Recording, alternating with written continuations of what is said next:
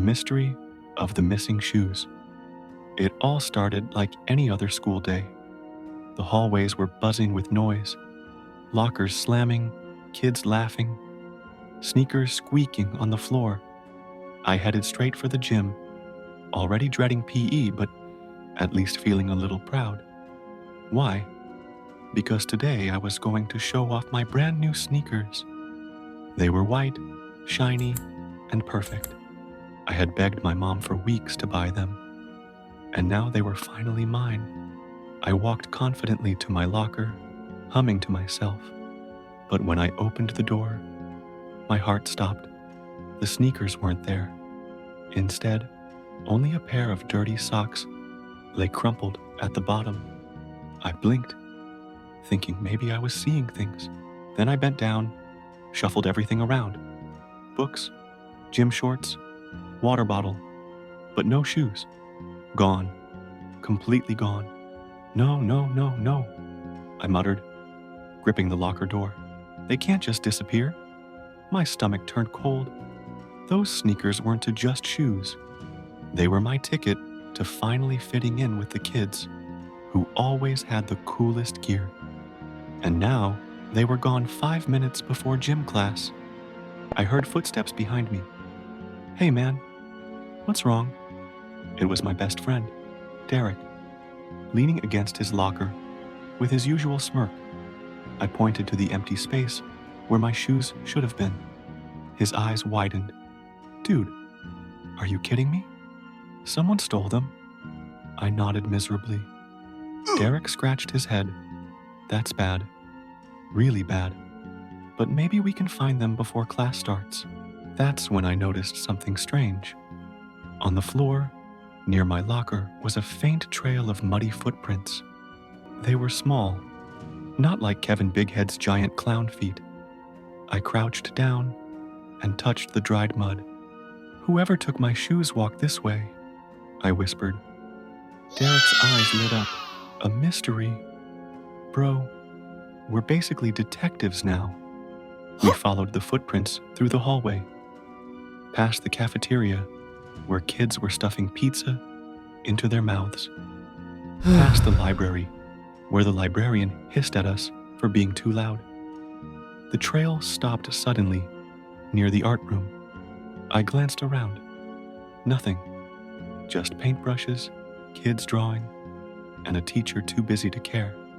Great, I groaned. The trail ends here. Derek wasn't ready to give up.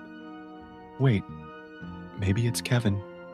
He pointed to the gym doors. Sure enough, Kevin Bighead was lounging on the bleachers, like a king, chewing gum loudly. I could practically hear his annoying laugh, even from across the room. He's always messing with you, Derek whispered. Bet he took your shoes. My anger boiled. I stomped toward Kevin, fists clenched. Where are my shoes, Kevin? I demanded, standing tall even though he towered over me. He looked up slowly, pretending to be surprised. Shoes?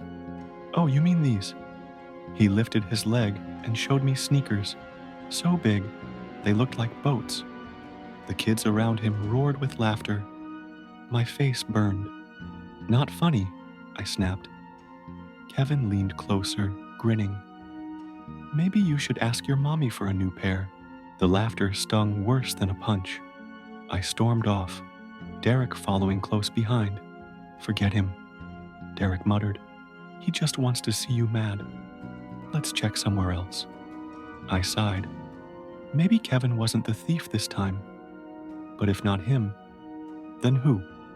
We circled the gym, checked under benches, even peeked into the lost and found. Nothing. My hope was slipping away when suddenly I heard something. A squeaky noise, almost like rubber soles scraping the floor. I froze. Did you hear that? Derek tilted his head. The sound was coming from the gym closet. Slowly, I pushed the door open, and there they were, my sneakers. But they weren't on the floor. They were on the feet of Coach Thompson's dog, Max. The big golden retriever wagged his tail happily. chewing on my shoelaces like they were spaghetti. My jaw dropped. Derek burst out laughing so hard he nearly fell over. "Max!" Coach Thompson rushed in, looking horrified. "I'm so sorry, kid.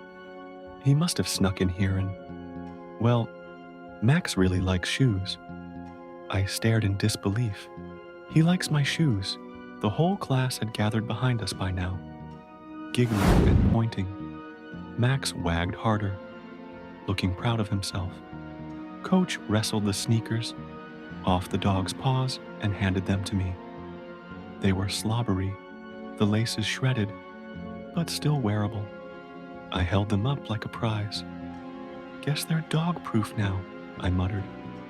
Everyone burst out laughing, even Kevin. For once, I wasn't embarrassed. I was the kid with the dog-proof sneakers. I slipped them on, ignoring the damp squish, and jogged onto the court. The class cheered as I ran laps, Derek clapping the loudest.